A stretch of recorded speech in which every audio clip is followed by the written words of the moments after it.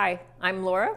I'm one of the instructors here at Lori's, and I am here to tell you all about the new ruler by Creative Grid. It is called the 10-inch Log Cabin Trim Tool Duo, and it's by Jean Ann Wright.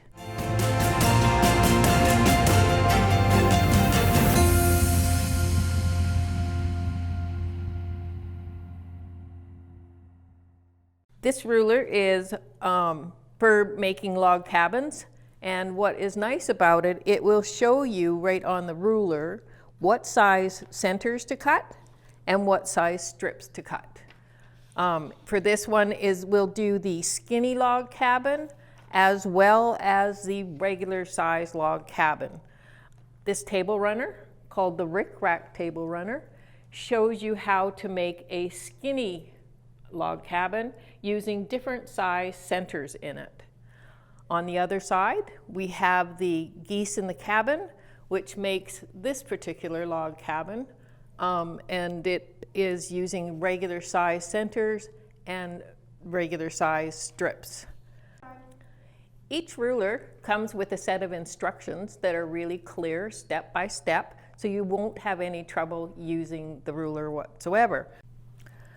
I'm going to show you how to create this block using the Log Cabin Trim Tool Duo. To start, you need a 2.5-inch strip, and you need 1 3/4 inch pieces for the sides. You're going to attach a white strip to the top and then a colored strip to the bottom. Once you've done that, your block will look like this. Now we're going to attach the sides. We attach one color on that side and the other color on this side. Once you've sewn those together, this is what your block will look like. You will then take your ruler, and because this is round 1, we line up the block like this. You'll see that the square fits in here, and it should be nice and flush in there. So then you take your cutter and you trim.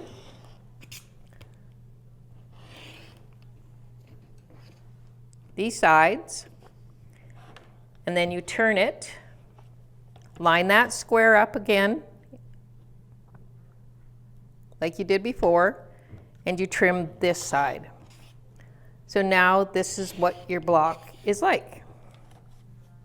Now to create your flying geese, you are going to take your 2.5-inch squares. You're going to draw a line across them diagonally, and you're going to place them in the corners and sew them on, like so. This is what it'll look like once you've got it sewed on. You will trim that side off. So now your block looks like this. Now we're going to add our next group, round 2 of strips. And we would then again add a white strip to this side and a colored strip to that side.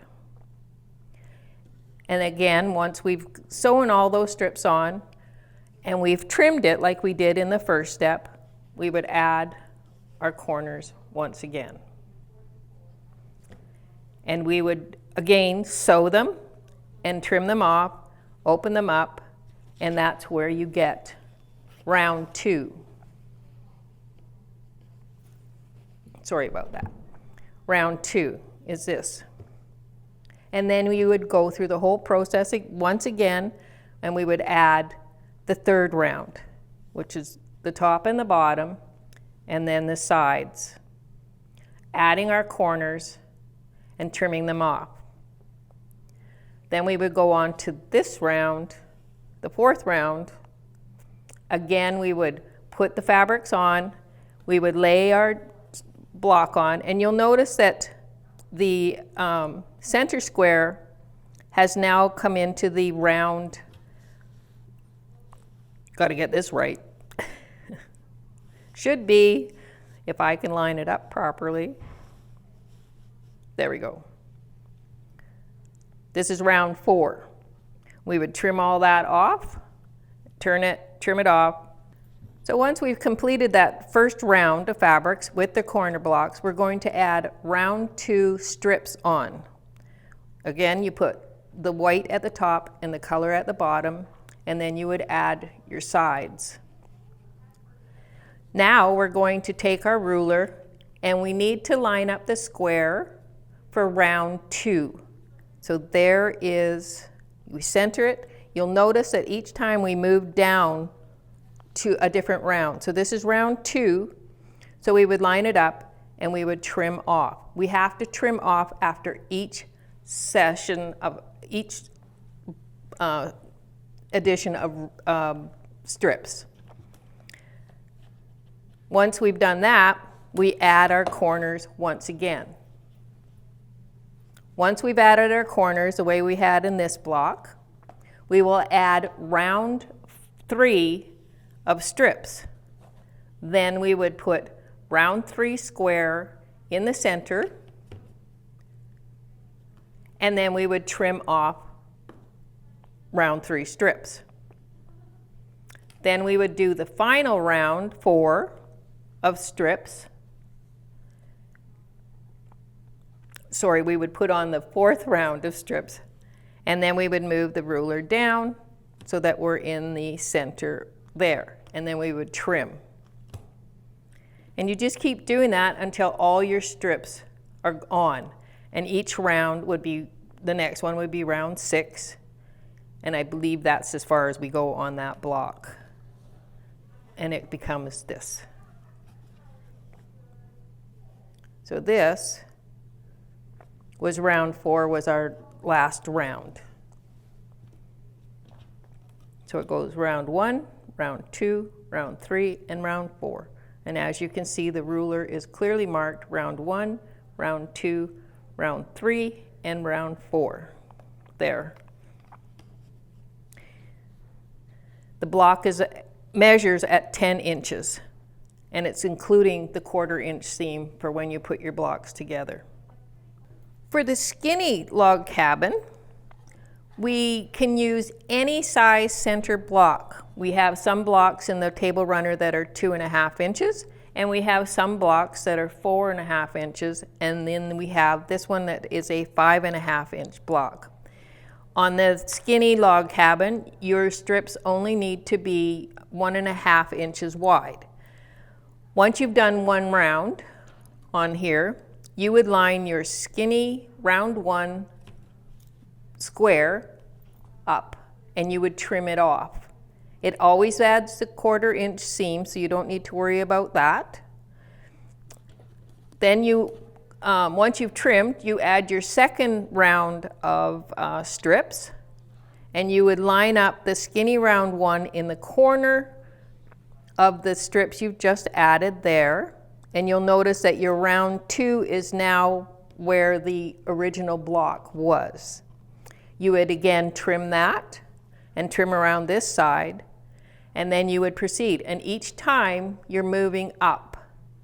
So now when we put round 3 fabrics on, we would have the round 3 block in the original block, and the skinny round 1 will be where you're going to trim.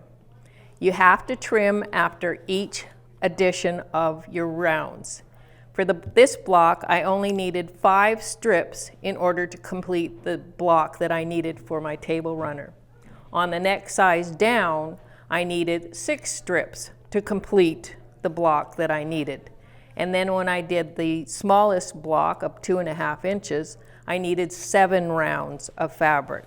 So each time you have it, you go down, the center block will be in that block on your ruler.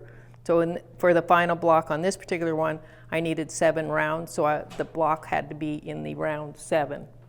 You'll also notice on the ruler, and you'll see it in the instructions, that you have various options as to how you can put these blocks together. On the skinny round robin and the regular one, you can start with your corner or your center block actually on a corner, and then you work out from there. And the ruler will work the same way as it did with the rest of the blocks. This is another version, and then this is another version. Like I say, the instructions are really clear, with clear instructions, and they'll show you the various blocks that you can do, and it will give you your cutting instructions as well. You actually don't need a pattern. You could make a number of blocks using these different samples and create your own quilt out of them, or table runner, whatever you would like to do. We've put together a number of kits for you to complete the top of the table runner, called the Rick Rack Table Runner. We have one in the calf facets. We have another one's Country Pastimes, and this is a blending of Kansas Trouble fabric as well as another country fabric we have. We have the Royal Blues, which is exactly what this table runner is made out of. And the last one is called Cool Serenity. And then you can also get just the pattern if you wish. For the geese in the cabin, you can pick up a pattern if you want only, or we've put together a kit using the fabrics that are shown in the sample, with the exception of this outer fabric, which we've replaced with this beautiful fabric right here. This kit is done in batiks, and the table runner is done in strictly cottons. The geese in the cabin measures 72 inches square. So the block went together quickly. Both projects went together quickly, and I hope that you enjoy them as much as I did making them. Thanks for joining me.